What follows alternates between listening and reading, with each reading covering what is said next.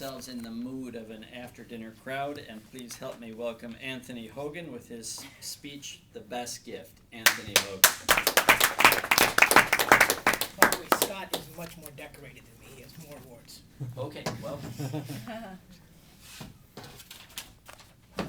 Didn't mean to put any pressure on it. You go for it.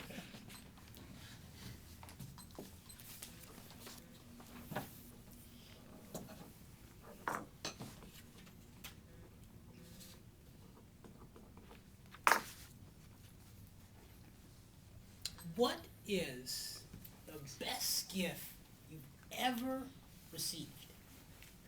Think about it. Think about what you saw, what you experienced, how you felt.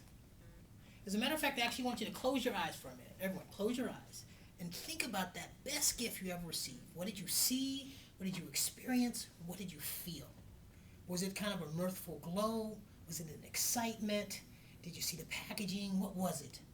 Okay, open your eyes. For me, when I think about the best gift I ever received, I always think about this shirt.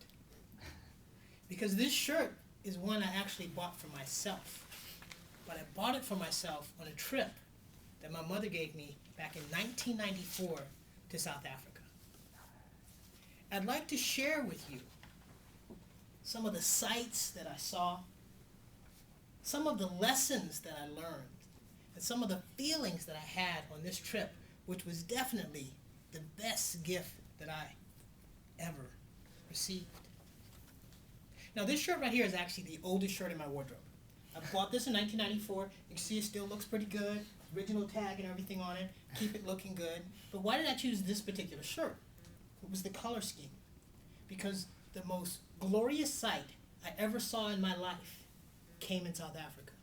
I was standing at the Point of Good Hope, and I was looking out, and you could actually see the dark blue cold waters of the Atlantic coming up from Antarctica, and the warm green hue of the Indian Ocean coming down from the subcontinent. And you could literally look out and see a line in the water where these two great oceans met. I'd never seen anything more beautiful. To me, that was being at church. And to this day, when I close my eyes, as I asked you to earlier, that's the first sight that comes to my mind. It wasn't the only sight. See, when you're going to South Africa, they have a tourist slogan. They say a world in one country. And it truly is. They have everything from snow-capped Drakensbergs to desert kind of landscapes and lush green valleys, everything. So one point that what I did is I took a trip and I went from one main city to another main city. You drive through something called the Karoo. And the Karoo's like driving through, I don't know, New Mexico. It's dry, it's orange, it's brown, it's boring. So sitting in the car, just kind of like falling asleep along the way. And I'm seeing brown and green and boring. I kind of wake up for a second, and I see there's a mountain. We're going to go around the mountain. So I'm kind of waking up, and all of a sudden we go around the mountain, and I see the most lush, verdant, green valley I have ever seen. And it's even more green, even more lush, because I just came from that really ugly, boring, desert kind of area. And that was Stellenbosch Valley. So if anybody has ever had any wine from South Africa, that is the wine valley of South Africa that leads you directly into Cape Town. That takes me to the third great sight that I saw. There's something called Table Mountain. Here, in California, in the Americas, we call them mesas. It's kind of like mountains with the heads chopped off, And at the top of Table Mountain, you can stand there and you get a panoramic view of all of Cape Town.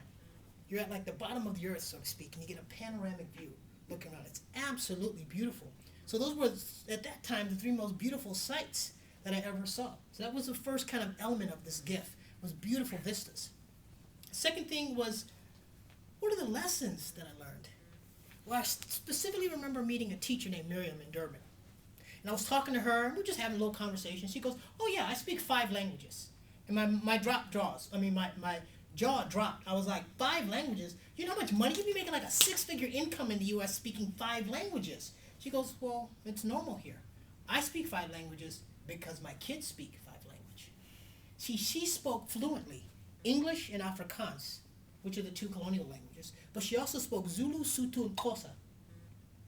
Not Xhosa, Xhosa, which is something else that I learned. I met this guy named Ngaba. Okay? So first of all, I couldn't even say his name. So he was explaining to me that what's called the Kalahari click. And I was trying to say Kosa. He goes, no, it's Kosa. No, okay, I was trying really hard. He said, okay, you remember old West movies when they wanted the horse, like, move? What would they say? I said, giddy up. He goes, no, the sound. I was like, oh, you mean? He's like, yes, that's it.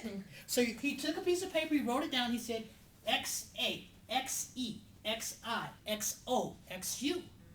And we did the whole, if you remember the electric company, where you do the first sound and the second sound. So I went, ah, A, E, ooh, to the point where I can go,